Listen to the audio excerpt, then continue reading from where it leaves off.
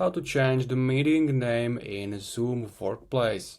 So there's a simple way how you can do it. If you are a host, you can create a new meeting. Make sure to click on Start. You can set up your microphone and camera here. Click on Start and wait until it's loaded. And now in the top menu bar, here is the actual name of this room. You can simply click it and also click on this meeting, and now you can remove it and make a new name of this meeting. So for example, meeting number 1 or what you want.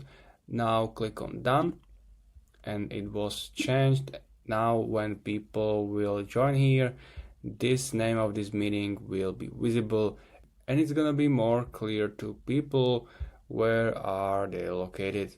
So it's that simple. If you have any questions, leave a comment and see you next time.